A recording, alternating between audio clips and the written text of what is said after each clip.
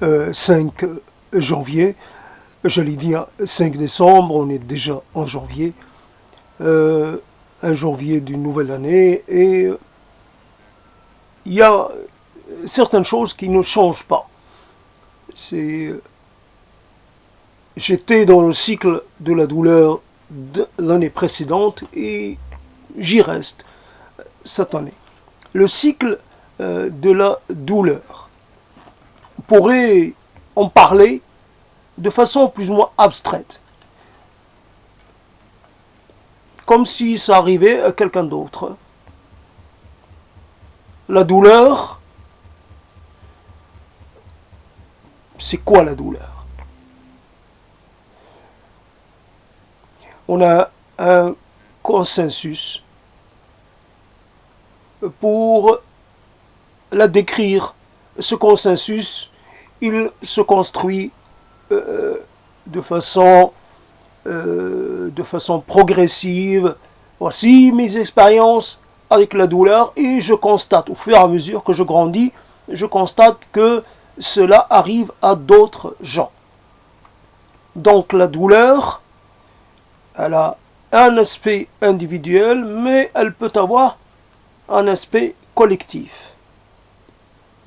J'ai été touché dans ma chair, comme toi, tu l'as été touché, par ce qui est arrivé à quelqu'un que nous estimons tous les deux, qui avait une place à part. Voici comment on peut ressentir une douleur partagée. En tout cas, on peut avoir, voilà, comme une fois qu'on a défini ce qui est source de douleur et ce qui est source de souffrance, on peut commencer à finalement à essayer de le guetter, en voir les manifestations et les symptômes, etc. Devant moi, cette chose qui se passe, cette chose qui se déroule, cela est la manifestation de la douleur ou cela va conduire à l'émergence de la douleur. La douleur, c'est un sentiment qu'on garde. Cette capacité à être dans la douleur, c'est une chose qu'on garde en réserve pour les moments de grands besoins. Parce qu'il y a des choses, je ne sais les exprimer que de cette façon-là. En me sentant triste, en me sentant abattu, en me sentant totalement dépassé, en me sentant dépossédé, en me sentant dépassé, en me sentant toutes ces choses-là. Quand quelqu'un porte atteinte à mon intégrité ou quand quelque chose qui fait partie de moi par la relation que j'ai avec elle, quand cette personne disparaît. Cela aussi m'affecte personnellement dans mon corps. Parce que mon corps a besoin pour sa sauvegarde de cette personne. Et pourtant, il va falloir qu'il fasse 100. Il faut qu'il apprenne, comme si à la fin de notre vie, on devait apprendre un nouveau métier, une nouvelle langue, une nouvelle manière de faire. Voici un nouvel environnement et c'est dorénavant votre environnement le plus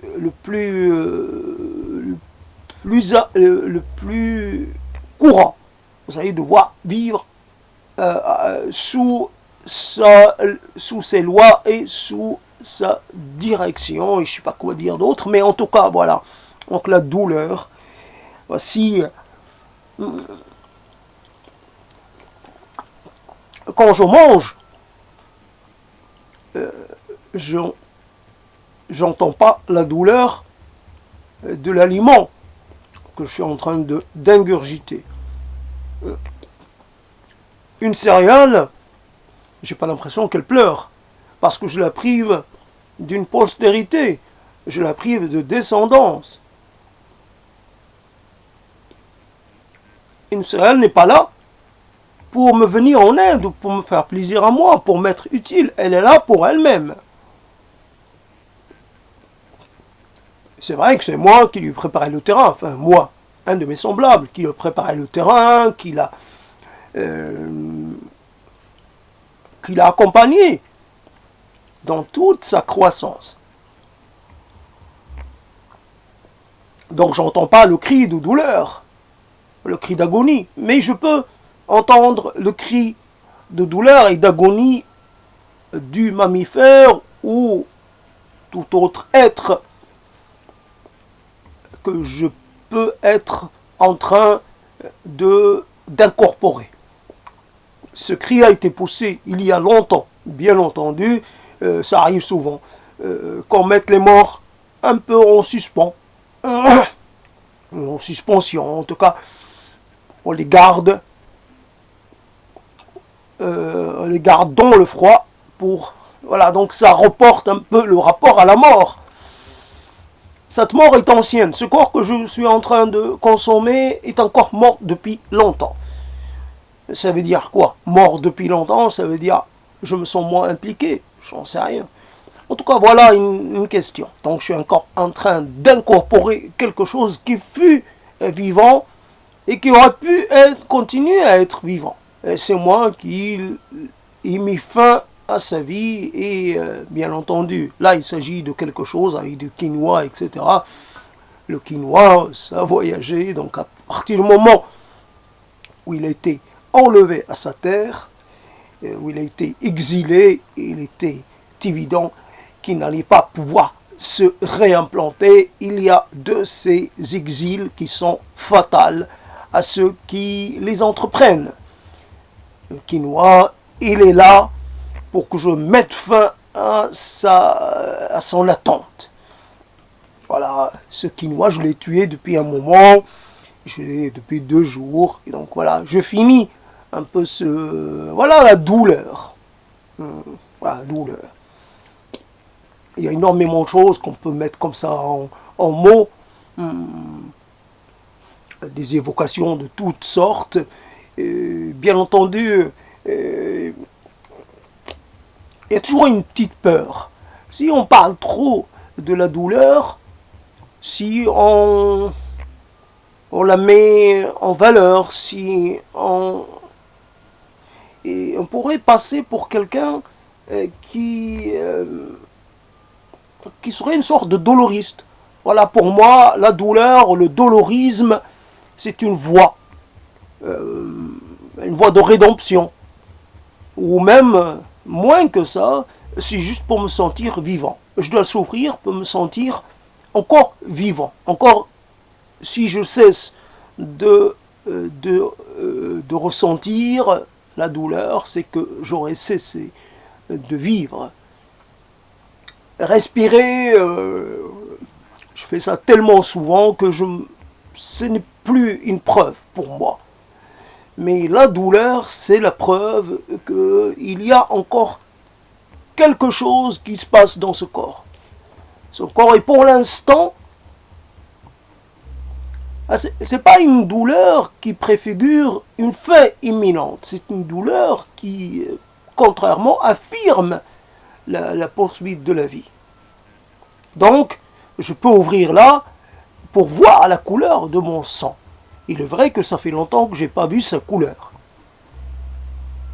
Pourtant, je la connais, j'ai déjà eu affaire à elle, mais c'est très paradoxal, enfin c'est un peu particulier le rapport qu'on a avec notre sang, quand le voyons sortir et s'étaler comme ça. C'est un rouge sympathique, mais ça annonce rien de bien. On n'aime pas. On n'aime pas en perdre la moindre quantité. Mon sang doit rester à l'intérieur. Il m'est plus utile à l'intérieur qu'à l'extérieur. Et c'est vrai qu'il peut me renseigner peut-être. Voilà, je verse mon sang en offrande ou en rachat pour me racheter. d'une faute commise. Voilà mon sang. Voilà le sacrifice que je peux faire, un des plus forts, avant de sacrifier autre chose. Un membre, par exemple, ou sacrifier toute ma vie. Mais je donne mon sang. Mon fluide vital, c'est comme ça qu'on voit le sang. Là, il y a d'autres fluides, mais le sang frappe par ce qu'il laisse entrevoir. Ah, donc la douleur. Il faut vraiment faire attention à la vocalisation, faire attention à ces voyelles, à la douleur. C'est assez particulier comme agencement. Voilà. Alors je préfère plutôt dolorosa, dolorosa, doloros, je ne sais pas comment on dit, mais en tout cas la douleur dans les autres langues latines, c'est plus intéressant parce qu'on reste tous dans la même consonne, alors que là en français on sort un peu la douleur, l'heure. On monte et puis on doit chuter. La douleur, comme si on expirait quelque chose, comme si on expulsait quelque chose.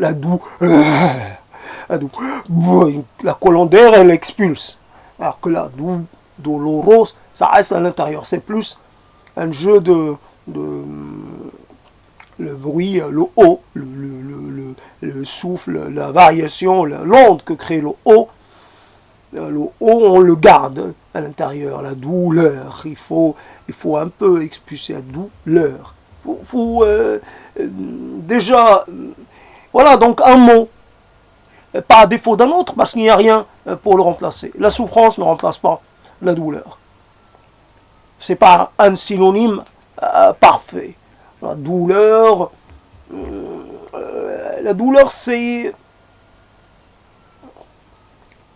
c'est quelque chose qui peut se trouver un peu tout en haut. Bien sûr, je peux souffrir, mais la souffrance, quelque part, elle est un peu limitée. Je souffre, mais potentiellement, ça va passer. Alors la douleur, je peux souffrir d'une douleur. Ah, déjà, je souffre d'une douleur. Voilà, donc il y a déjà dans la phrase détruit un peu ce que j'étais en train de développer, donc je renonce à ce développement. En tout cas, je reviens sur cette histoire. Donc la douleur. Comment parler de la douleur quand on n'est pas dans la douleur, quand on n'est pas en phase avec ce terme?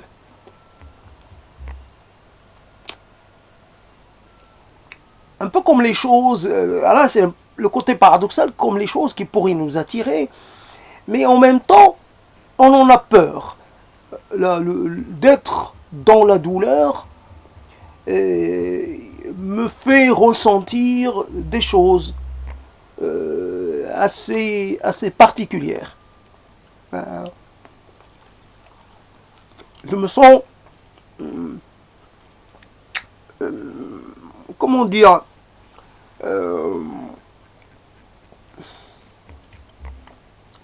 j'exprime quelque chose.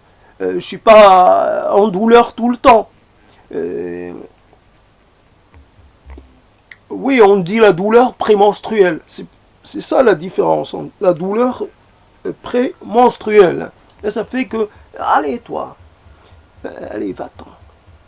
La douleur prémenstruelle. On ne dit pas les souffrances prémenstruelles. Ah, c'est... je ne sais pas qu'est-ce qui prime sur l'autre. On dit les souffrances psychiques, on ne dit pas la douleur psychique. On peut dire la douleur d'être soi.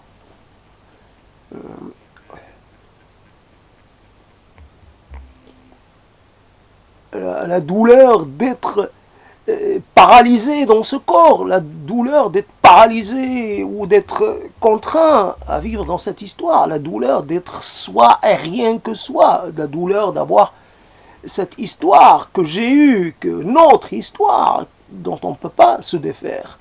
J'ai eu une histoire. Et je ne peux pas en changer. Je suis, comme qui dirait, j'ai un matricule.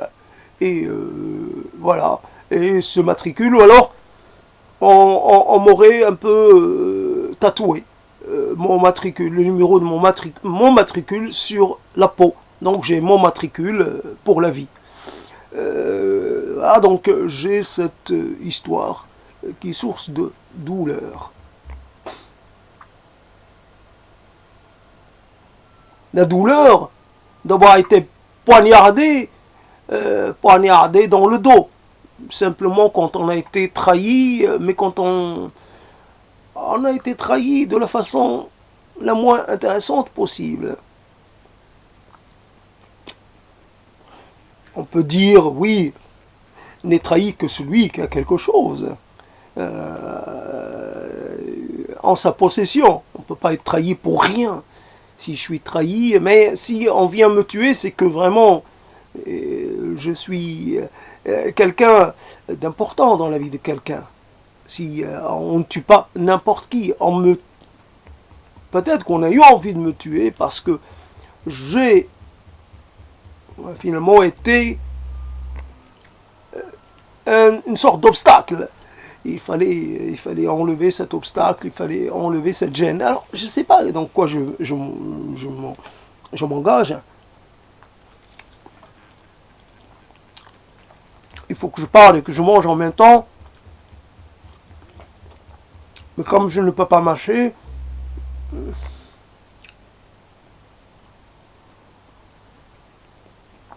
oui, la douleur doit m'être réduite à ce que je suis, à moitié édenté.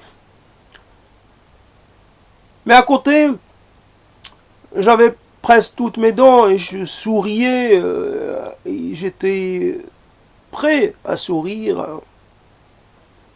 Et personne n'était intéressé par mon sourire. Alors aujourd'hui que je vais, plutôt je cache ma bouche, je me dis, qu'est-ce que ça change? Que je sois demi-édenté ou pas, le résultat est le même. Alors, avant d'aller plus loin, ou avant d'aller je ne sais pas où, en tout cas, parce que j'ai pas de ligne, donc j'étais quand même à introduire un élément quand j'ai parlé de la douleur partagée, c'était en référence à ce qui s'est passé pour Qassim Soleimani et voilà, et ses accompagnateurs, puisqu'il ne faut pas oublier que d'autres gens ont été tués dans cette affaire. Alors, simplement, quand je parlais de dolorisme, je pensais aussi à la religion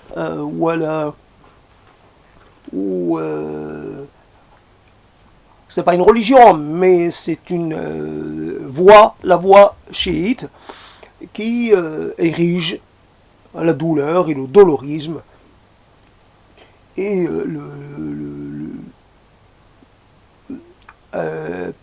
au rang de première règle ou de premier principe. Il faut pleurer la mort et l'assassinat des petits-fils du prophète, et cela est jusqu'à la fin des temps, et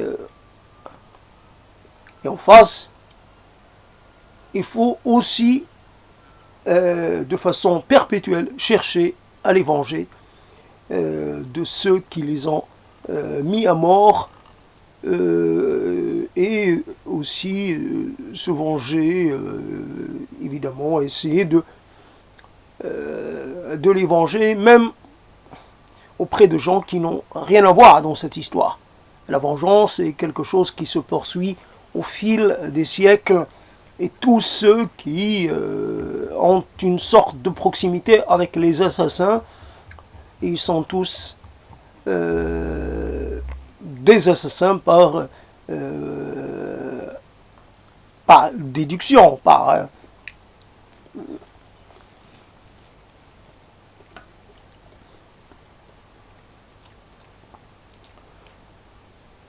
on se pose beaucoup la question.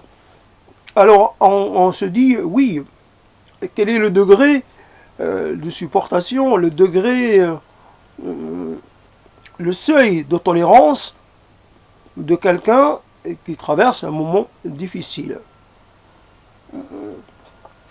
Comme pour les alcooliques, on dit qu'ils ont un seuil de tolérance à l'alcool qui se développe. Donc ils peuvent ne pas être affectés comme tout le monde par les effets de l'alcool, et ils ont, on pourrait dire, ils ont une résistance plus forte. Alors quelqu'un qui vit dans la douleur, il peut développer un système de protection. La douleur pourrait le tuer, mais il arrive à vivre malgré tout. Il est là tout en étant entièrement à n'être que de la douleur. Il y a la douleur qui est là aussi une douleur symbolique, puisque la mort du petit-fils du prophète, et finalement c'est une histoire ancienne, et voilà, donc, mais on continue de faire comme si c'était une histoire qui se déroulait encore et toujours. Et donc le sentiment de la catastrophe et le sentiment d'avoir été trahi, d'avoir été... est toujours là. Il se nourrit toujours de cette reviviscence de la scène à l'origine de l'apparition ou du développement du chiisme. Voilà, donc alors quelqu'un qui est tué, il n'y a pas, peut-être qu'il n'y a pas de mort plus supportable qu'une autre. En tout cas, quand on meurt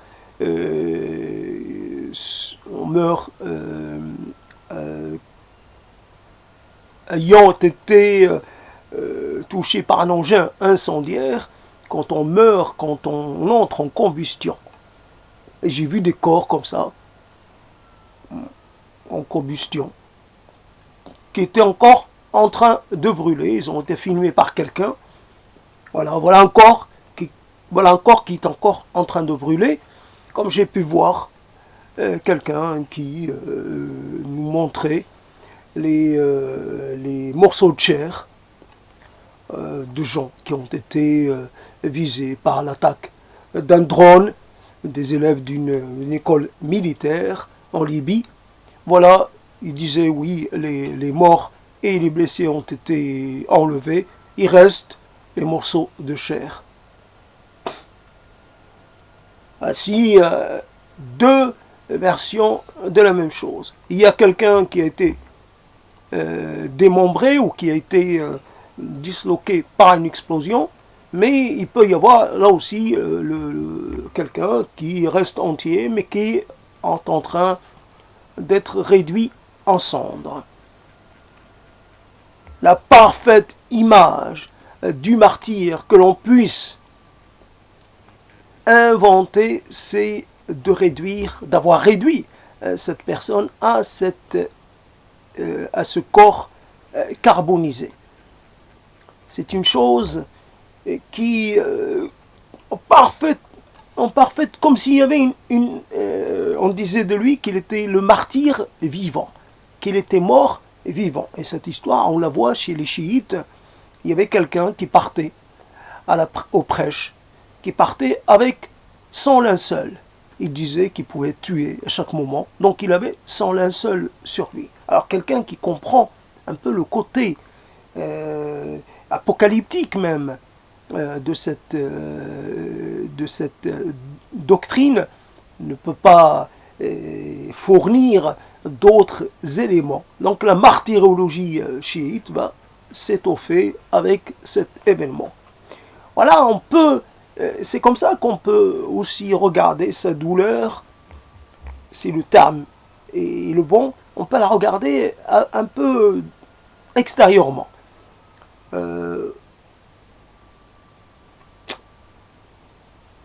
Aujourd'hui, il peut arriver qu'on qu'on ait des vers sur soi.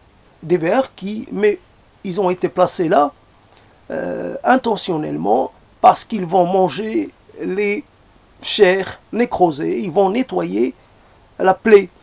Mais il peut y avoir aussi des gens qui ont été de leur vivant, qui sont en train d'être bouffés par des vers, cela pas du tout bénéfique. On peut voir, à un moment donné, on sort de son corps, quand on peut, on sort et on s'observe. On devient son propre observateur. J'observe comment je négocie les choses, comment je m'arrange avec les révélations les plus insupportables, comment j'acquiesce, comment j'encaisse, comment finalement est-ce que je donne l'impression d'être encore vivant ou plutôt un mort ou un vivant mort.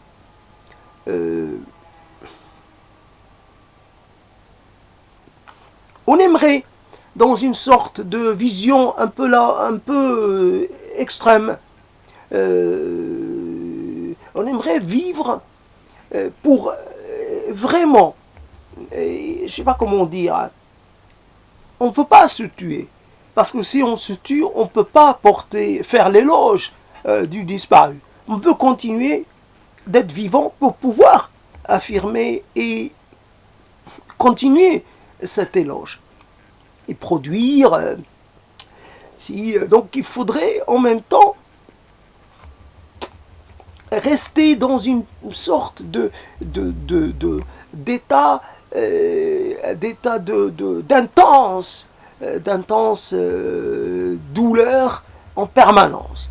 C'est comme ça qu'on peut imaginer être le plus proche du défunt. Et on ne veut pas, surtout pas, revenir à un état pré-mort, pré-annonce, pré-événement. On veut surtout pas sourire, prendre plaisir à faire ceci ou cela, et avoir envie d'aimer, éprouver de désir, on ne voudrait pas. Tout cela, il devient interdit, il devient un territoire interdit. Et pourtant, c'est là la contradiction. Et c'est pour ça que la position de l'observateur est une position intéressante.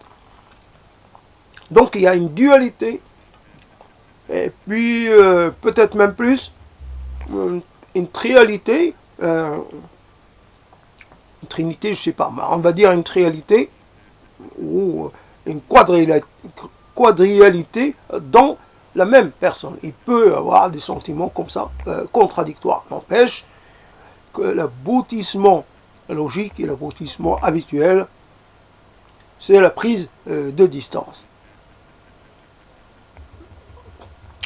Et la prise de distance, c'est aussi ce qu'on fait avec nous-mêmes, avec ce que nous avons désiré par le passé et au vu de l'état où nous sommes. Comment je peux, moi, allez, assez de moi, mais bon, c'est juste comme ça. Comment je peux être dans cet état en train de manger seul quelque chose qui est appréciable, je ne peux pas maudire cette nourriture, loin de là. C'est quelque chose qui a parcouru le verre, etc. Mais en même temps, il y a quelque chose qui ne va pas.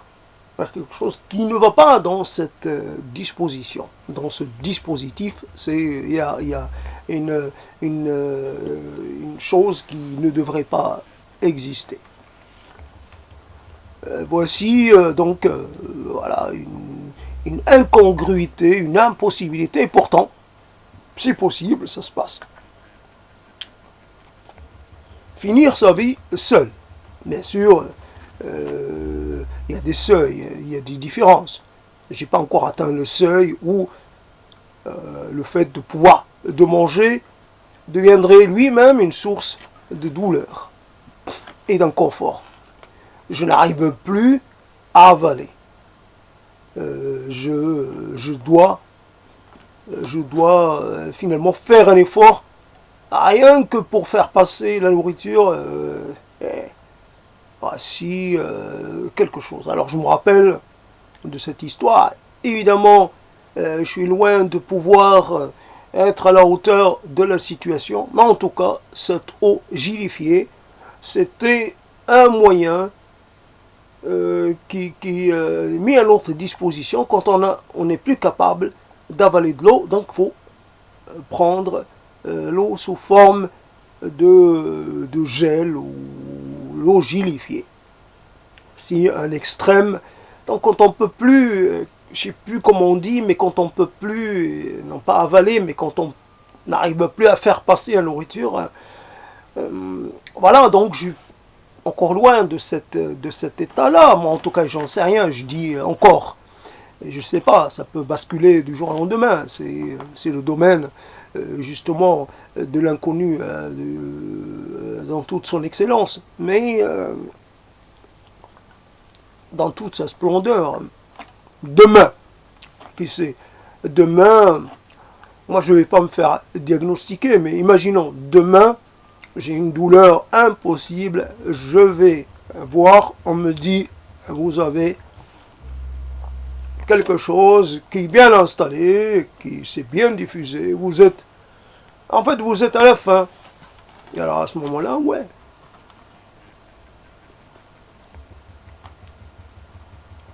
Ou la douleur. Comme pour cette histoire. Qu'est-ce qui a précédé? La joie ou la douleur?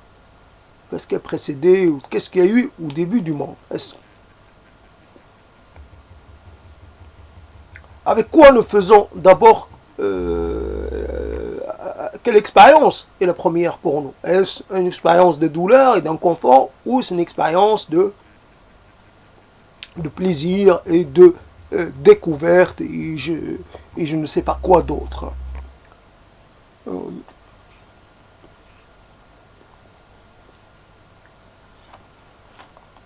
Il n'est pas possible de trancher. Et jamais, quand on dit, par exemple, la personne qui dit la phase anale. Voilà, la phase anale, ça y est, et la vie, il se peut. Une personne, s'il n'y a que le plaisir anal, il peut y avoir le déplaisir anal, quand on a du mal à expulser la chose. On peut avoir un sentiment, une sensation de déchirement. Le plaisir anal, d'accord, la phase anale, le plaisir anal, je sais rien, moi je transférais, donc on voudrait bien expérimenter cette phase-là, âgé. Ouais, il a dit la phase anale. Mais quand on dit une chose, est-ce que ça exclut autre chose? Est-ce qu'il peut y avoir que le plaisir? Mais est-ce qu'il ne peut pas y avoir autre chose? En même temps, plaisir et déplaisir combinés, dans le même acte, dans le même moment. Donc il y a obligatoirement concomitance des choses. Il y a obligatoirement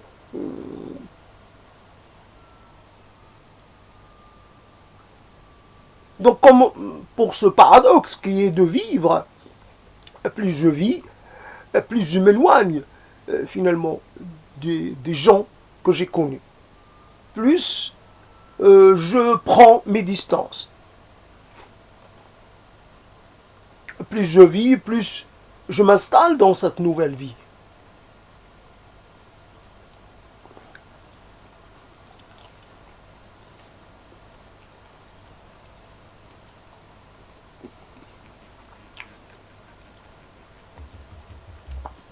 C'est vrai que j'ai du mal à parler et c'est pas vraiment évident. Alors le cycle de la douleur, je viens de parler au téléphone, j'ai 2 heures et ces 2 heures m'ont un petit peu vidé. Mais j'avais parlé auparavant dans la journée, et là aussi au téléphone, et donc une heure à peu près. Mais quelque chose, il y a comme une sorte, comme cette histoire qui est prête à jaillir. Voilà une douleur prête à jaillir. Euh, euh,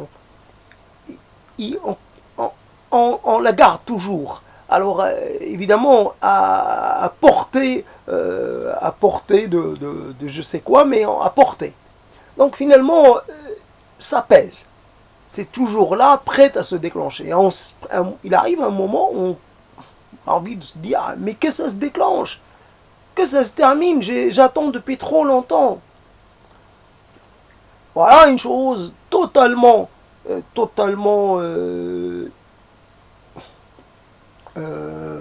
trouve pas le terme, mais impossible à dire. Alors c'est quoi? C'est l'instinct de vie qui prime ou c'est autre chose? Alors l'instinct de vie, l'instinct de mort, là on revient encore sur les choses qui ont été définies. On a défini l'instinct de vie, de mort, on n'a pas défini l'instinct de vie. Et pourtant, ça vit ensemble.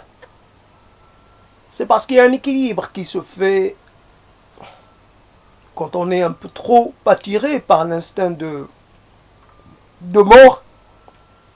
L'instinct de vie va se manifester.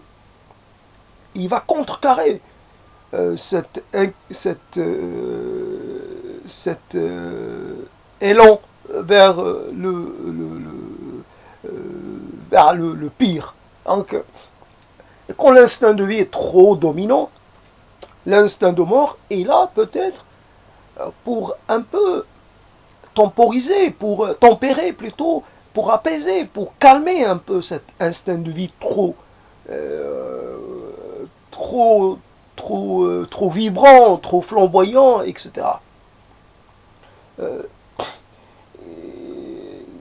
Il y a obligatoirement, alors je ne sais pas dire qu'il s'agit d'un équilibre, mais un équilibre des contraires, un équilibre des opposés, un équilibre qui, évidemment, si on dit équilibre, ça veut dire que ça peut se déséquilibrer dans un sens ou dans l'autre, peut basculer. Donc un équilibre fragile, mais pas un équilibre stable, pas quelque chose de solide. Alors,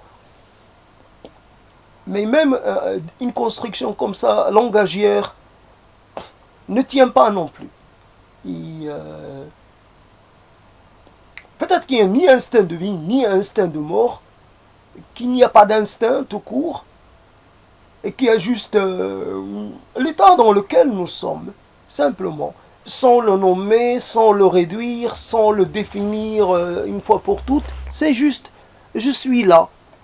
Et comme je regarde ce qu'il y a autour de moi, je ne peux pas m'empêcher. C'est normal, c'est le mouvement oculaire. Je regarde là. Si évidemment je suis plus porté à regarder ce qui est devant moi, plus que ce qui est un peu plus éloigné, c'est normal. Donc je suis un être un peu en attente. Je m'adapte à ce qui m'arrive. Mais je n'ai pas une attitude prédéterminée. Je ne cherche pas, je ne fais pas le culte de la mort, je ne fais pas le culte de la vie, je ne fais rien. Je suis là juste. Quelquefois, je prends des précautions, évidemment. J'essaie d'empêcher la survenue des choses qui vont me faire mal. Donc, je protège un peu les gens auxquels je tiens, d'une façon ou d'une autre. Je veille sur eux si c'est possible. Je protège un peu mes intérêts. Mais je ne vais pas... je ne peux pas dire cela tient de l'instinct de vie, etc. J'ai pas besoin de nommer ça. C'est les choses que j'ai appris à faire, que je fais chaque fois que je peux les faire, et je les fais sans avoir besoin d'en parler, sans avoir besoin de les rentrer dans une catégorie ou dans une autre. Alors c'est vrai que c'est intéressant de parler de la douleur à un moment où on est incapable d'éprouver de la douleur. Vous avez une matière, ça veut dire une sorte de... une matière intérieure. enfin, je sais pas comment dire, c'est composé de mots, c'est composé d'instants, c'est composé d'impressions, c'est composé de choses, et ces choses-là s'agglomèrent pour vous maintenir dans un état. Si pour s'adapter au réel, pour répondre aux stimuli du réel, donc si vous devez un peu dissocier tout cela, ben vous ne pouvez plus le reconstituer comme ça. Il faut attendre un certain temps. C'est ça, il faut attendre. Donc ça revient pas, ça peut revenir, mais il faut vraiment les conditions. Comme pour ces histoires, les gens qui finalement veulent se rencontrer, copuler, il faut qu'il y ait des conditions. On abaisse la lumière, on fait un peu... on favorise. Donc il faut favoriser l'émergence, la réémergence de la douleur. Et c'est là où on peut poser la question sur la réelle sincérité ou sur le degré d'implication qu'on a par rapport à ces choses-là. Quelquefois, il peut y avoir un peu du pas de la surréaction, mais d'une sorte de jeu qu'on on se joue à soi-même. Je m'impose un certain état d'esprit pour finalement me dire, pour me préserver de toute critique ultérieure. Je me dis, je dois me mettre dans cet état parce que c'est ça. Il y a un état qui est, qui est considéré comme l'état normal. Je dois me mettre dans une sorte de rétrécissement de moi-même. Je dois rentrer en moi-même. Je dois faire barrage à tout ce qui pourrait ne pas rentrer dans la catégorie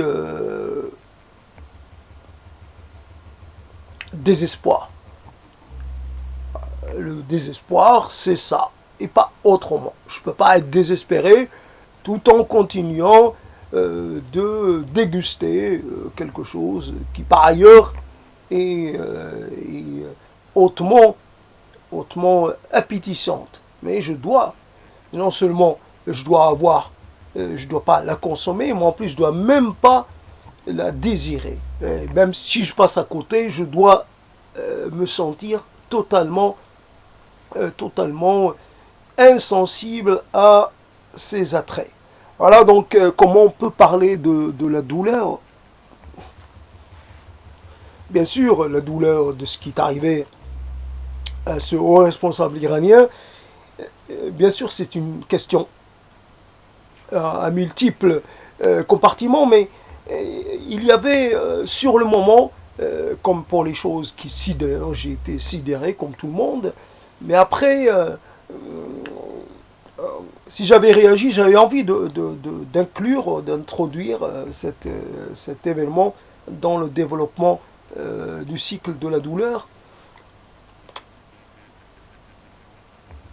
Finalement, mais donc j'ai pris un peu de distance, ce qui fait les 2 jours qui sont passés ne me font plus tellement créer un peu de distance avec l'événement. Donc je peux plus tellement l'intégrer. Mais en tout cas, la chose, finalement, un état comme ça dans lequel on n'est plus, non seulement je parle et mes paroles finalement me coupent un peu trop de sensations.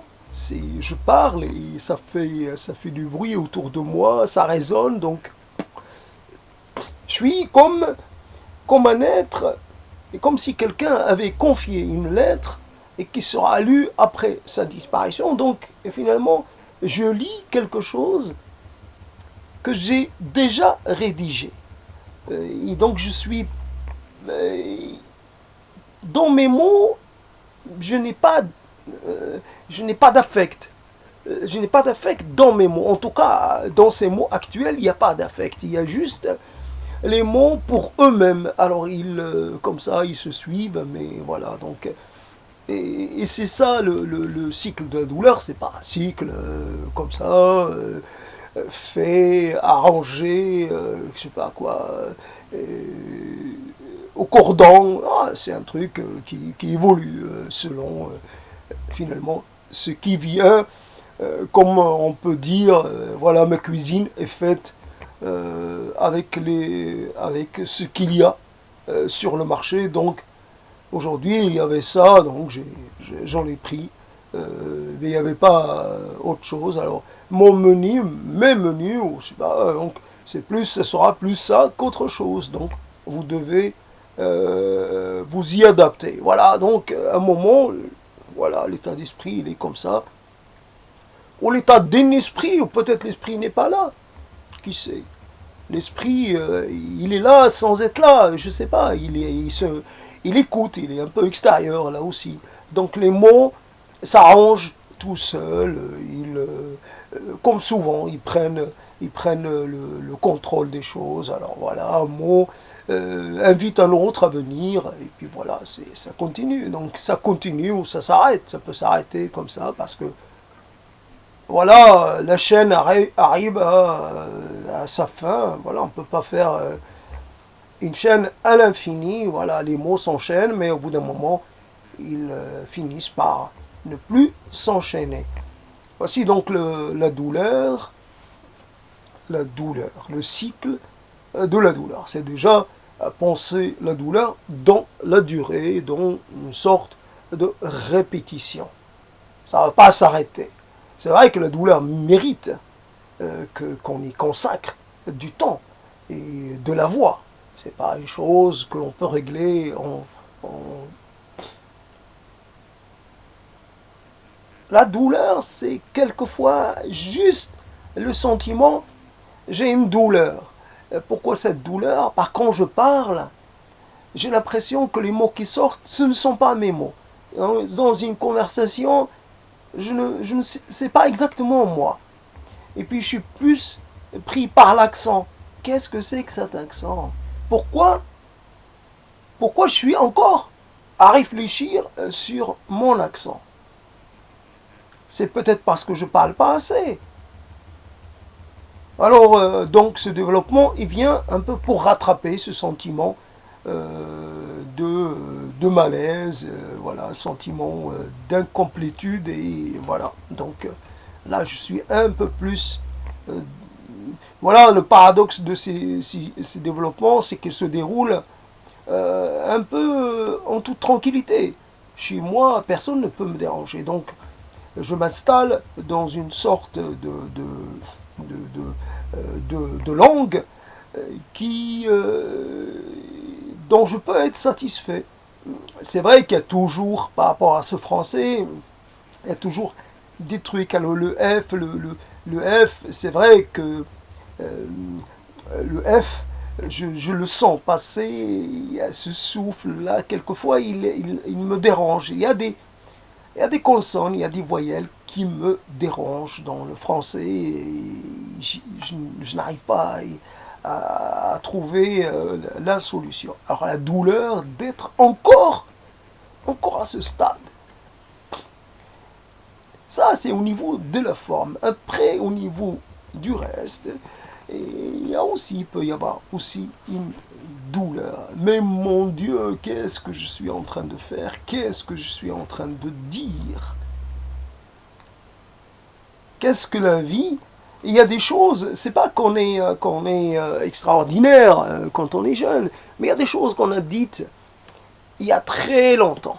On a eu l'occasion d'affirmer, de réaffirmer, encore une fois. Mais on est plus que fatigué de devoir les réaffirmer. Et c'est pas que le changement est désiré pour lui-même. Le changement, c'est comment être. C'est pas changer les mots, c'est pas changer la forme.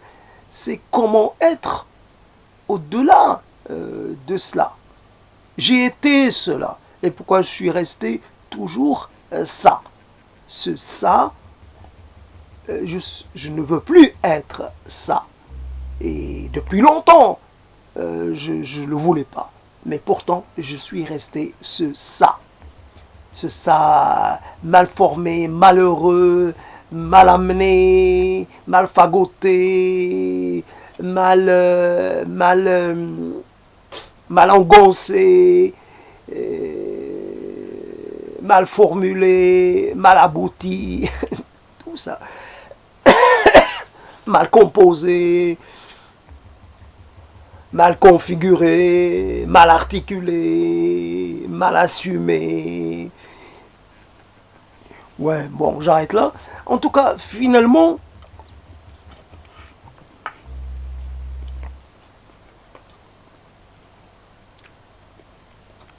quelquefois on se dit, les mots sont nos amis, mais quelquefois, c'est des amis qui nous coûtent. C'est vrai qu'ils sont là à disposition, mais il faut les nourrir. Et que quelquefois, on leur fournit du costaud. Hein.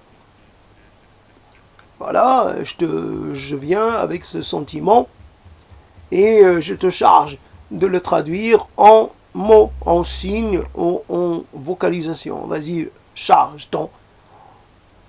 Voilà. Tiens, j'ai quelque chose à te faire passer. Ah, vas-y, traduis-le. C'est vrai que les mots, nous les aimons bien, mais quelquefois, nous n'aimons pas toujours la compagnie des mêmes. Alors, nous aimerions pouvoir en changer. Voilà, j'aimerais faire la connaissance avec d'autres mots, avec d'autres séries de mots, avec d'autres... Parce que j'ai atteint un peu la limite de ce que je peux faire avec les mots dont j'ai fait usage tout le temps. J'ai besoin de produire de la rupture. Donc voilà, je ne sais pas ce que je voulais dire, un peu j'ai oublié. En tout cas, dans cette histoire de cycle de la douleur,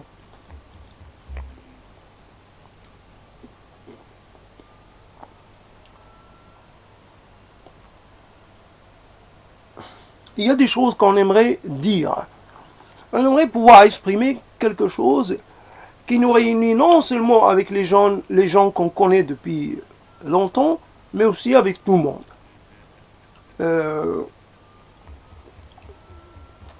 C'est pour ça que je suis contre la violence, contre la guerre, etc. Parce que c'est une chose qu'il faut mettre hors la loi. C'est pas que je pleure l'assassinat de ce responsable iranien. C'est que j'ai peur que cela entraîne d'autres souffrances et d'autres morts et d'autres drames. C'est ça qui bien entendu, je ne souhaiterais jamais à personne de mourir brûlé comme ça dans une attaque. Bien entendu, traître, puisque bon, voilà, les militaires, c'est des traîtres par excellence, et c'est des traîtres vraiment la chose la plus atroce dans l'armée, c'est ça. Quand j'étais petit, je lisais des comics dans lesquels il y avait des soldats qui venaient, des soldats, des commandos qui venaient et qui égorgeaient.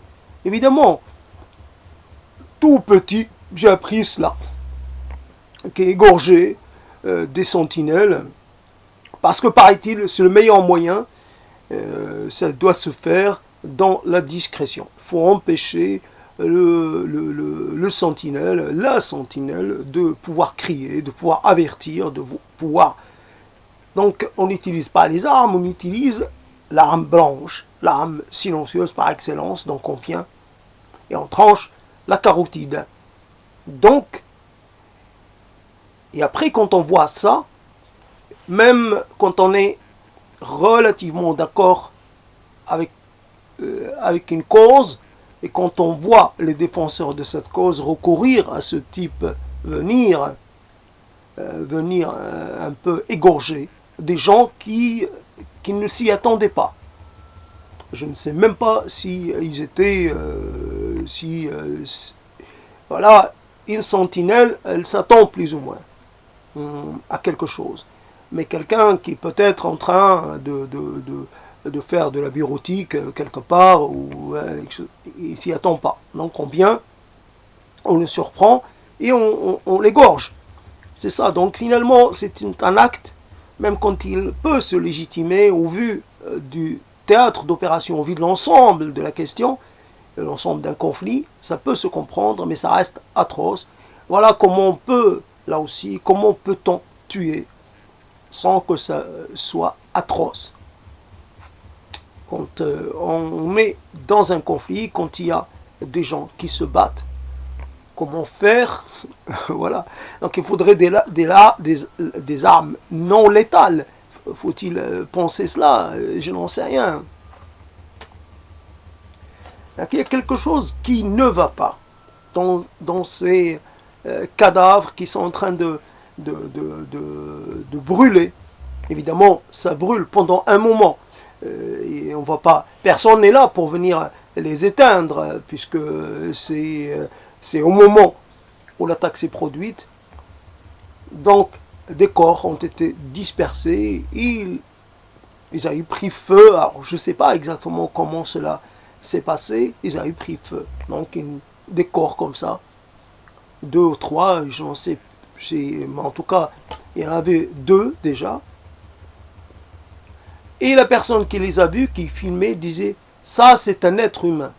Elle n'a pas dit « ça, c'est un Iranien ou un Irakien ». « Hada Bashar ». Ça, c'est un être humain. Ça, c'est un fils d'Adam qui réduit à ça. C'est la chose qui nous frappe, et moi aussi, je continue donc d'être un farouche adversaire des armes et de la guerre et de la violence, mais aussi et surtout en grande partie contre les bombes incendiaires, contre tout ce qui finalement va causer. Alors, donc, je parlais tout à l'heure du seuil de tolérance. Je ne sais pas, on m'a appris, on a dit, j'ai cru que quand il y a un moment où quand le seuil de souffrance il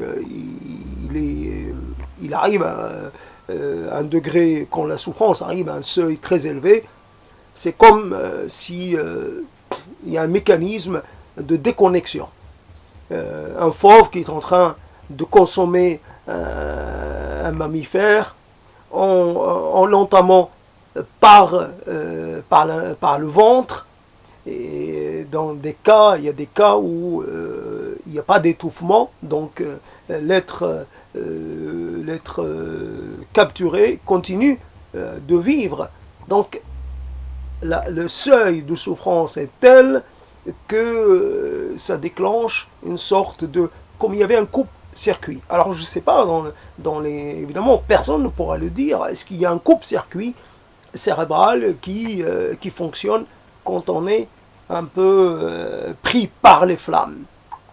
Il faudrait demander à ceux qui ont tenté de simuler et qui sont encore en vie si ils ont une réponse ou un début de réponse à cette question.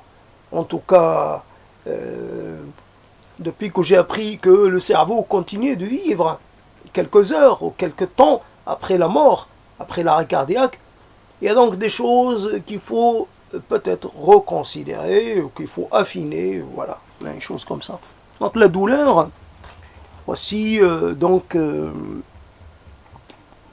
cette histoire, j'arrive à 1h, un peu n'importe comment, je ne suis pas concentré, donc j'avais prévu de manger, mais je ne voulais pas laisser passer le moment, parce que si je repousse jusqu'après minuit, ça va être différent. Alors, un propos, c'est fonction de plein de choses, mais c'est aussi fonction de l'heure, fonction de ce qui est dans le ventre, fonction de ce qu'on a fait ou pas fait au long durant les heures passées. C'est ça un développement. Donc, j'invite finalement tout le monde, comme la douleur est universelle, en tout cas, peu importe le nom qu'on lui donne, sentiment d'être privé de quelque chose, le sentiment d'être arraché à quelque chose, le sentiment de devoir quitter quelque chose, cette douleur. Voilà par exemple quand, imaginons la douleur et la souffrance. La douleur, donc, dans un cas où une famille est expulsée de chez elle. Alors les parents, bien entendu, les parents et les enfants, c'est pas la même chose. Les parents ont déjà, finalement, quitté une première maison. Mais tandis que les enfants, c'est la maison de leur naissance et de leur enfance. Alors quitter dans ces conditions, c'est toujours l'occasion de ressentir une douleur. Chaque fois qu'ils y penseront, ils auront une douleur. Douleur va les traverser et avec plus ou moins d'acuité, mais elle sera toujours là. Le souvenir de cet événement va produire toujours de la douleur. Là, j'ai toujours un problème, douleur, souffrance. Là, pour la douleur, mais il y a de la place pour la souffrance. Alors, la souffrance, c'est quand la chose se prolonge un peu, quand elle ne s'arrête pas. Tandis que la douleur, c'est une chose qui peut revenir, qui peut être occasionnelle, qui peut se passer, entrer en comment dire, en retrait, après revenir. Mais la souffrance, c'est contre la douleur. Là, je parle beaucoup de la douleur psychique, donc. Et la douleur, on n'a rien contre pour pouvoir un peu la réduire. Il n'y a pas de médicaments, il n'y a pas de médicaments qui provoqueraient l'oubli ou le refoulement, etc. Il y a juste à trouver des mécanismes internes propres à soi pour finalement s'arranger. Voilà, on s'arrange avec la douleur. On ne la supprime pas, on s'arrange avec. Quelquefois, on la met un peu loin, enfin, parmi les oubliettes. C'est vrai que quelquefois, il y a des gens qui arrivent très bien à mettre de côté certaines choses, même, je sais pas. C'est comme ça. Alors, le cycle de la douleur, et c'est... bien sûr, on peut se poser la question, qui suis-je moi pour parler un peu de sujets comme ça? Qui suis-je? Quelle est finalement ma légitimité pour pouvoir parler d'un sujet aussi substantiel que celui-là? Bien entendu, la question est toujours à poser. La question, ouais, je fais du remplissage là maintenant, mais il faut que j'arrête parce que finalement j'ai dépassé 1 heure. C'est pas la peine d'insister vu la tournure des mots. Simplement,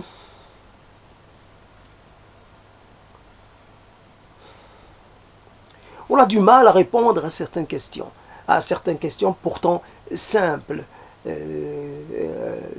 Finalement, on pourrait poser la question, qu'est-ce que j'ai fait pour mériter ça, ou qu'est-ce que je fais pour avoir droit à ça? Ça, c'est trop, j'en ai reçu trop de douleur. Je mérite pas ça, j'ai rien fait pour, c'est trop pour moi tout seul. J'arrive pas à gérer ça, comme on dit. Donc je trouve qu'il y a une injustice, l'injustice de la vie, l'injustice du sort, finalement, qui m'accable et qui me fait éprouver cette chose-là de cette façon intense et récurrente, etc. J'en ai soupé de la douleur.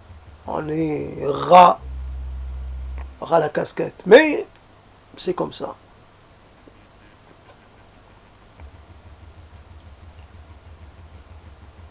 En tout cas, je peux dire que j'ai pas encore fait la différence entre la souffrance. J'ai pas réussi à faire une séparation, une césure entre les deux. Je navigue de l'un à l'autre. Je préfère toujours la douleur à la souffrance. La souffrance, c'est comme si quelqu'un subissait quelque chose. C'est comme si il ne pouvait pas finalement s'en émanciper. La douleur, c'est une chose qui est crainte, mais en même temps, on arrive à lui trouver un usage. C'est douloureux quand je pense à ce souvenir, c'est douloureux pour moi d'y penser. Et paradoxalement, encore une fois, un paradoxe, c'est je peux pas me séparer de ce souvenir. C'est vrai que maintenant il est marqué par il est définitivement ancré dans la case souvenir douloureux. Mais pourtant, c'est un souvenir, c'est quelque chose de précieux. Bien sûr, donc si on me demandait, on t'enlèverait tout, douleur et souvenir, tout ce qui est en fait finalement qui pourrait être source, je dirais non. Je préfère garder mes souvenirs et ma douleur. Donc le mot souffrance n'a rien à voir là-dedans. Je ne souffre pas. La preuve, comment je parle et comment j'agis, je ne souffre pas. Mais la douleur, c'est là pour l'instant, je ne sais pas où elle est. Elle est nulle part. Je ne la vois pas, je ne la constate pas. Voilà, c'est un des mystères de notre de ce que nous ressentons, nous pouvons ressentir. Il y a un moment, les mots agissent, bien sûr, les mots agissent comme une sorte de tampon entre moi et la douleur. Quelquefois, il suffit que j'arrête de parler pour que la douleur finalement revienne.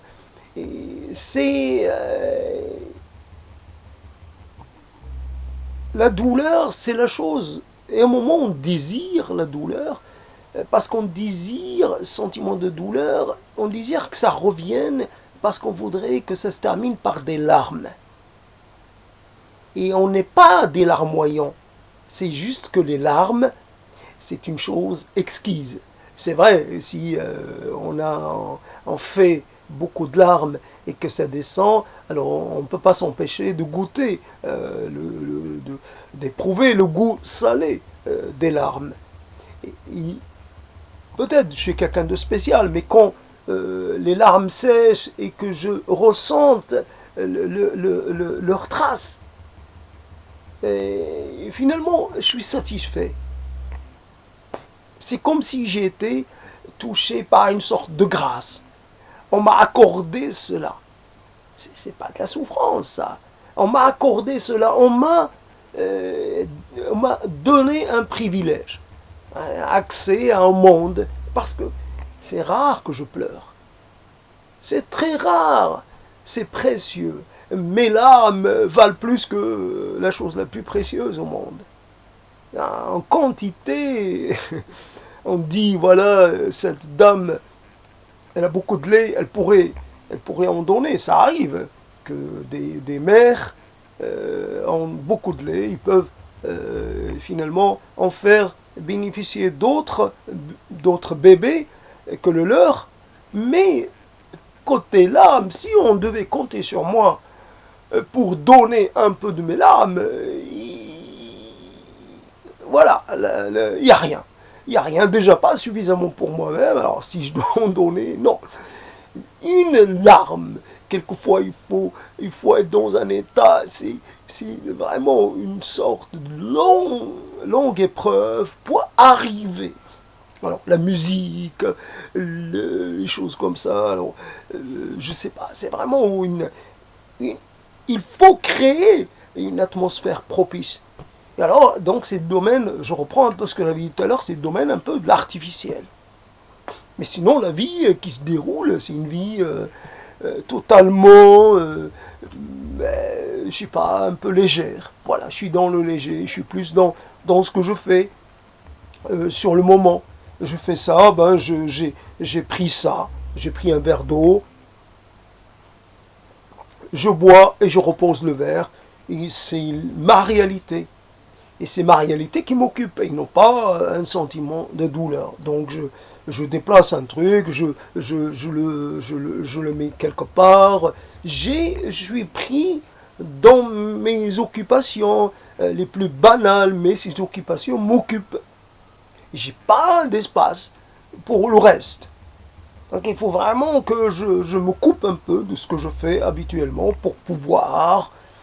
Donc voilà un peu la chose qui peut accompagner le sentiment de douleur. J'essaie toujours de faire la différence entre douleur et souffrance.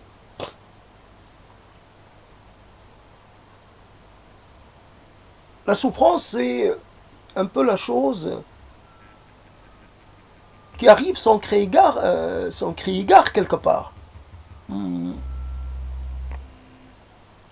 vous êtes dans la défaillance, il y a un moment où le monde il n'est plus tout à fait comme d'habitude. Il y a une sorte de désorganisation du monde. Alors j'essaie de décrire un peu la souffrance psychique, une sorte de défaisance du monde. Le monde, il n'a plus le même aspect. Il y a une sorte de retournement, une sorte de... Voilà, une chose que vous ne contrôlez pas et qui s'impose à vous. La souffrance, c'est quand vous êtes un peu désarticulé, que tout ce qui vous constitue semble un peu se partir en morceaux, se déstructurer. Quand vous êtes... la souffrance... la souffrance, c'est le côté un peu... quand il y a un côté irrémédiable des choses, quand vous êtes... pas par rapport cette irrémédiabilité de la mort, mais quand vous avez failli, quand vous avez fait une faute qui vous a porté préjudice, et que quelque part, vous pouvez essayer de vous racheter, parce que les gens impliqués, ils sont toujours là. Donc ils sont à portée de voix, à portée de main. Mais finalement, vous souffrez d'avoir été exclu de leur univers, d'avoir été proscrit, d'avoir... Voilà une souffrance. Et c'est une douleur, j'en sais rien. Donc, la douleur, on arrive à finalement, donc je disais tout à l'heure, on arrive à la caser quelque part. La souffrance, on ne sait pas. Une fois quand on a été touché finalement dans quelque chose d'encore plus fondamental que la perte de ses parents ou la perte de sa fratrie ou des choses comme ça, ou même le fait de savoir que l'on va mourir sans avoir engendré, c'est l'idée même que vous faites de votre être qui a été ébranlée. Voilà cette chose-là, et chaque fois que vous êtes ramené à la revivre, à y repenser, vous êtes malheureux. C'est pas de la douleur, c'est de la souffrance. Vous souffrez pour vous-même. Vous souffrez d'avoir été finalement maltraité par la vie.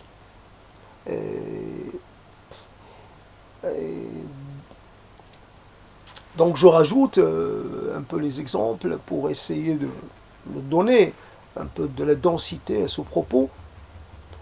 Voici donc la douleur. C'est paradoxalement, c'est ça qui est intéressant dans cette histoire, encore important à soulever, c'est la mort atroce d'un certain nombre de gens qui a fait se mouvoir beaucoup de gens. Ça crée une onde énorme, une vague énorme, et voilà que tout le monde a changé ses habitudes, a changé ses priorités. Ça devient le sujet du moment qui a mobilisé les énergies de milliers de gens de par le monde. Ainsi, la réalité a été changée. Alors c'est la réalité à court terme ou la réalité à long terme, je n'en sais rien, mais quelque chose a changé dans la réalité par l'avènement de cette action, l'avènement de cet assassinat comme ça, brutal et voilà, et imprévu, impossible. à voir, impossible à prévoir. Tout simplement, pour l'Irak, il y avait cette chose qui était en rapport avec l'aviation, justement, avec le fait de monter dans des engins aéromobiles. En tout cas, il y avait Saddam Hussein pour finalement se débarrasser d'un concurrent potentiel. Il le faisait monter dans un hélicoptère, et après l'hélicoptère, évidemment, avait un accident. C'était assez définitif et comme solution. Et il y avait donc, et on disait pour Saddam Hussein qu'il avait un double, peut-être plusieurs doubles. On peut toujours penser que, évidemment, ça a été d'ailleurs utilisé dans un des épisodes de la guerre des étoiles, le double, pour essayer de tromper l'ennemi. Donc à la rigueur, si ce haut responsable avait des doutes, il aurait fait en sorte de ne pas monter dans l'avion dans lequel il devait voyager, ou alors monter et descendre au dernier moment, ou laisser monter quelqu'un d'autre qui lui ressemblait. En tout cas, il a été tué alors qu'il pensait ne courir aucun risque. Il est arrivé en début de matinée, il a été tué un vendredi matin, un jour bien symbolique pour l'occasion, un jour bien indiqué pour mourir en martyr, le jour le plus saint de la semaine, donc c'est quand même pas rien.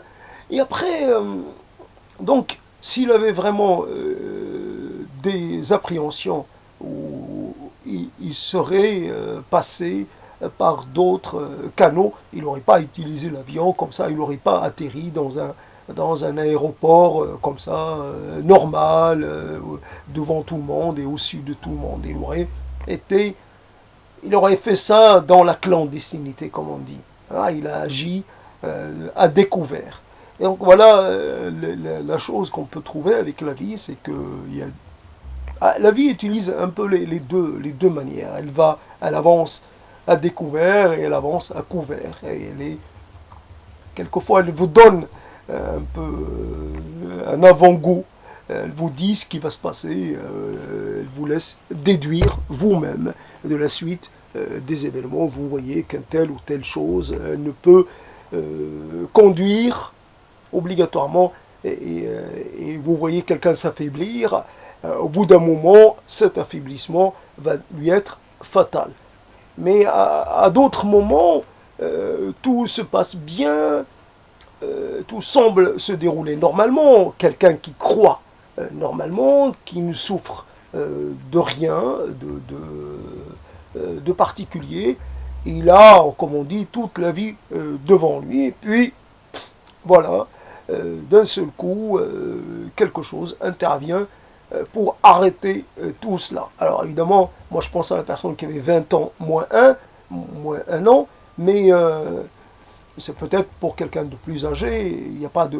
Mais en tout cas, voilà, il faut autant être vigilant vis-à-vis des choses qui sont apparentes, mais vis-à-vis des choses, et comment prévoir quelle est la personne, comme un jeu de cartes, vous ne savez pas quelle carte va sortir. Alors comment prévoir que finalement la vie va vous toucher à ce niveau-là, simplement comme un être comme ça, âgé, et qui perd toute sa famille, comme cela s'est produit pour le tsunami de 2004.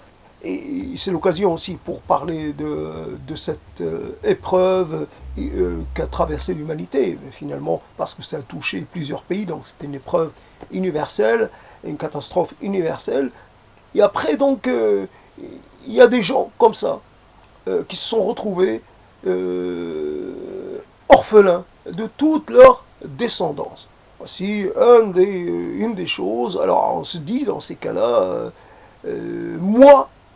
c'est moi qui aurais dû partir, mais pas eux, voilà la question qu'on peut. Moi, j'ai déjà vécu ma vie, mais voilà, mais eux, voilà, et vous voyez devant vous les cadavres de vos petits-enfants, etc., etc. Voilà les choses. Donc la vie, fondamentalement, il faut être plus que devin, il faut être à sa hauteur. Et on ne peut pas, je ne pense pas que l'on puisse l'être. La vie, elle a finalement toutes les cartes. Et c'est elle qui décide quand elle voudra jouer, elle jouera selon ses règles. Et nous sommes finalement que des, voilà, je ne sais pas, nous sommes là pour constater. Quand nous pouvons encore constater, nous constatons. Quand nous ne sommes plus là pour constater, ben, quelqu'un d'autre va constater, ou alors personne va constater. Il y a des gens qui meurent dans l'anonymat. Et personne ne se rend compte de leur disparition. Ils disparaissent. Ils étaient quelque part, puis finalement, là où ils étaient, ça devient disponible pour quelqu'un d'autre. Ah, sûrement, quelqu'un m'a précédé dans ce lieu. Mais voilà, je n'en ai aucune idée. Était-ce une femme? Était-ce un homme? À quoi il ressemblait? Était-ce quelqu'un du pays? Était-ce quelqu'un qui était venu s'installer? Voilà, on ne sait pas. Quelqu'un. Il reste peut-être quelque chose. On tombe toujours sur un petit vestige. Mais qu'est-ce que ça dit de la personne et de toute, finalement, de toute son histoire? Peut-être cette maison qui est maintenant à vendre, et peut-être qu'elle a hébergé des générations et des générations d'occupants. Voilà, sur un siècle, 2 siècles, il reste rien. Il reste rien. Il n'y a même pas, pour y dire, il n'y a même pas les graffitis des enfants. Il n'y a rien. Il n'y a rien. Ou alors, je sais pas, l'agent immobilier a s'est chargé de tout enlever. D'ailleurs, voilà, on va pas creuser partout pour essayer de découvrir un vestige. S'il n'y a rien, tant mieux. Mais on ne veut rien savoir. On ne dit pas, tiens, on va aux archives et on va essayer de voir l'histoire s'il y a quelque chose. Non, on s'en fiche. Ce qui nous intéresse, c'est la disponibilité des lieux. Donc, voici des choses comme ça qui se passent. Des gens meurent sans que cela affecte quiconque, sans que cela affecte le monde. Voici donc une chose comme ça. Alors, j'ai essayé de rester présent dans cette prise de parole. J'ai fourni un dernier effort. Voilà que ça se termine maintenant. Voici donc un aspect, la douleur. C'est intéressant parce que ce n'est pas un moyen que j'ai inventé pour essayer de verser encore dans une sorte de sombriété. Je ne me sens pas assombri par quoi que ce soit en cet instant. Je ne dis pas ce qui va se passer après, mais en cet instant, je me sens comme libéré. Et en le disant, je prends un risque. Voilà, donc finalement, le moment de grâce est déjà passé. Je suis en train de réintégrer un peu le monde que j'avais quitté pendant un certain temps, ce monde de la réalité dans lequel la peur va de nouveau se réinstaller, l'appréhension et tout un tas de choses. Alors, je ne sais pas si j'ai un rituel pour conjurer un peu le sort, pour essayer d'éloigner le malheur. Je n'en sais rien, j'ai pas l'impression. J'ai même pas la force d'allumer un cierge. Je trouve que ça correspond pas. Un petit cierge, c'est pas un cierge, c'est des petites coupelles dans lesquelles il y a de la cire, qui sont normalement pas prévues pour ça, mais qui sont prévues pour garder le thé ou la boisson qu'on met dans une théière pour garder un peu chaude. Ouais, je les utilise un peu comme ça, mais quelquefois où ce rapport à la flamme, cette petite flamme, on essaie par ce biais-là d'installer un rapport, évidemment, tout ce qui est de plus fragile, tout ce qui est de plus passant, ça ne va pas durer. Au bout d'un moment, soit je vais plus regarder la bougie, enfin la mèche, soit la mèche va arriver à sa fin, il n'y aura plus de cire et ça va s'éteindre. Et je peux essayer, je peux pas. Il y a des moments où je ne peux pas. Je ne peux pas être dans cette présence double. Je quitte un peu la scène de la douleur pour aller intégrer une scène plus ordinaire, peut-être un peu moins dense. Je vis des instants quelconques. Voilà, je reviens vers ma quelconité ordinaire. Et c'est comme ça. Alors j'ai tenté, ça y est, j'ai carrément, ah ouais, là, ça montre que j'ai beaucoup parlé, ou j'ai fait un gros effort. Donc j'ai une petite extinction de voix et j'ai un petit problème. Je sais pas, c'est pas une extinction, mais j'ai la voix qui est voilée. C'est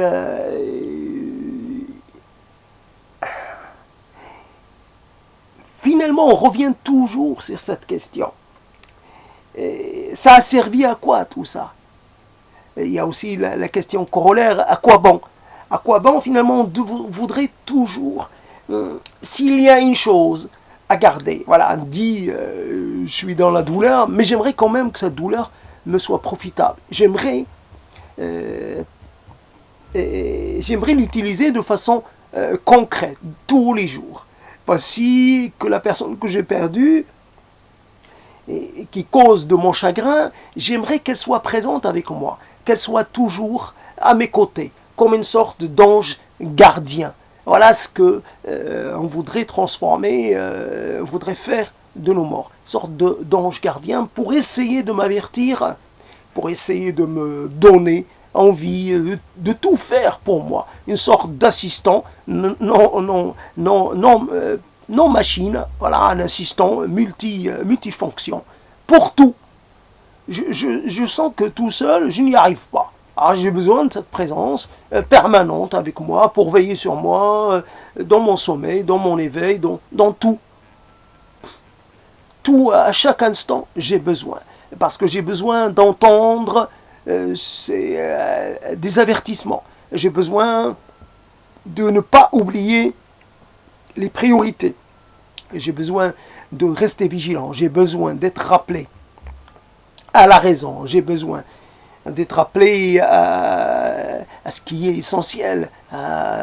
Et quelquefois, je me perds. Voilà, donc pour m'éviter de me perdre, j'ai besoin de cette présence. Voici, c'est une douleur que de devoir un peu transformer cet être autrefois bien en chair, le transformer en sorte d'esprit un peu évidemment invisible, uniquement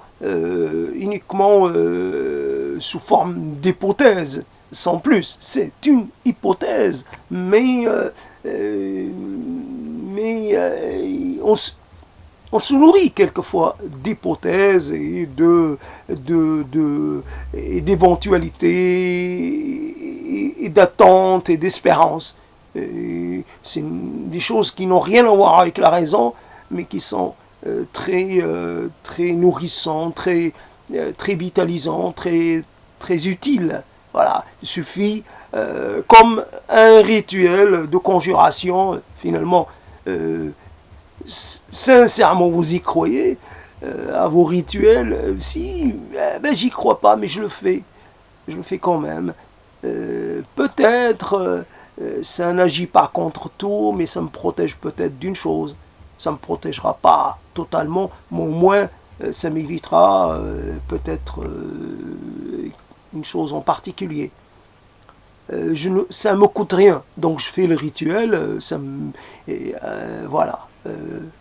Et donc, ces idées que je me fais sont des idées qui ne me coûtent rien. Ça ne change pas ma vie, je ne deviens pas superstitieux plus que nécessaire. Ah, tiens, j'ai récupéré le mot superstitieux, ça fait longtemps que je l'avais perdu. Et donc, je sais pas... voilà, j'ai besoin, comme j'ai besoin de un moment de croire en quelque chose, de croire qu'un jour, j'aurai accès à des mots que je considère comme vraiment importants pour moi, que peut-être un jour j'arriverai à atteindre une forme de conscience, voilà, qui m'a toujours finalement manqué jusqu'à maintenant. Et on espère, un jour je vais me mettre à écrire et je vais réussir à, par exemple, à rendre hommage à quelqu'un. Et cet hommage qui pour moi, qui doit être fait, et pour l'instant il est juste un titre, il est juste un projet, à passer du projet à la réalisation, à quelque chose de concret.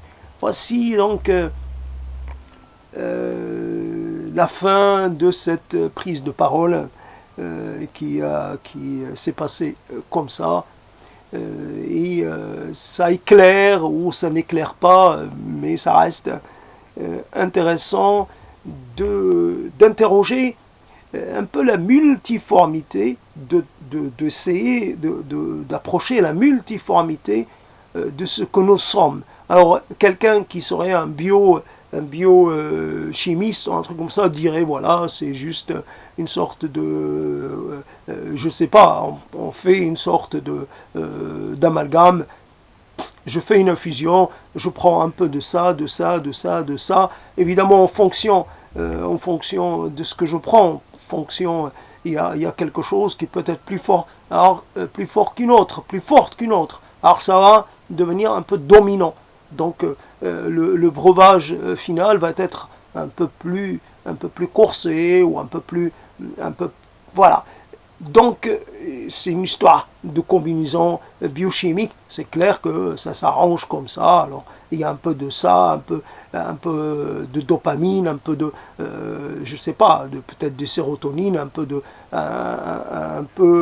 d'adrénaline, un peu de tout ça. Et je connais pas le reste, mais je m'en fiche aussi, et tout ça va intervenir, mais ce ne sera pas de façon égale. Donc peut-être il y a 10% d'adrénaline et beaucoup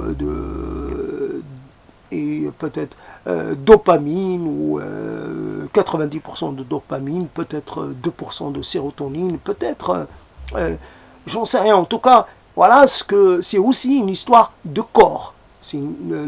La parole, c'est une histoire de corps, et ce corps, il n'est pas toujours le même. Même si quelquefois les mots peuvent faire croire que c'est la même voix, les mêmes... Non, il y a des choses qui changent. Donc il y a des variations, et on suit les variations, et on est le suiveur, et le servant de son corps. On n'est pas le maître de ce corps, et encore moins le maître de ce qui sort de ce corps. Voici donc, je l'affirme, mes maîtres, les mots, vous savez ce que je pense de vous, je vous dois une estime et une considération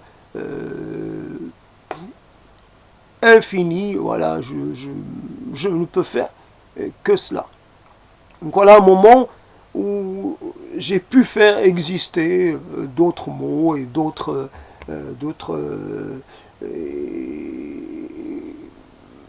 façons d'entreprendre ce propos. C'est comme ça. Et donc j'espère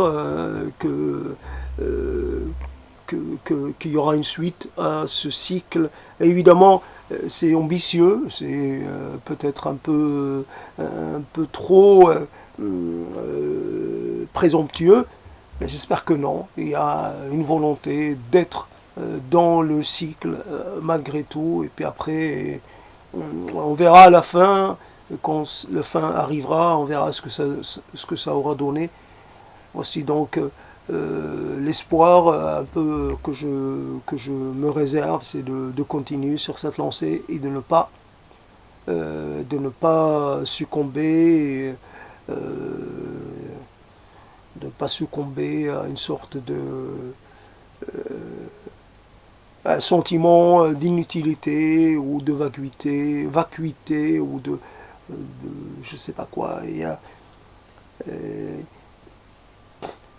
Les mots sont là pour aussi entamer un dialogue, un échange. Quand il n'y a pas de dialogue, il y a aussi une sorte de crise. C'est pas une crise de vocation, mais c'est une crise sur l'intérêt à propos de la suite de ce projet. Est-ce qu'il est intéressant? Est-ce qu'il est vraiment... est-ce que cela peut servir à quelque chose? Il y a des gens qui ont pour ambition d'éveiller les consciences. C'est comme ça qu'ils lisent. Voilà. Moi, mon intérêt, c'est plus d'éveiller à des mots et d'éveiller à cet exercice, plus qu'autre chose. C'est d'abord l'exercice en lui-même qui est intéressant. Après, il donne ce qu'il donne. Simplement, il n'y a pas à chercher de suite un résultat très, très abouti. Il faut rester dans le geste. Il faut rester dans la parole jusqu'au jour, peut-être, on va arriver à dire les choses de façon beaucoup plus aboutie et on pourrait dire, voilà, on voit là, on entend là le style et la voix de quelqu'un. Il y a là une voix bien à part, une voix qui ne ressemble pas à d'autres voix. Voilà, une fois qu'on aura trouvé sa voix, à tous les sens du terme.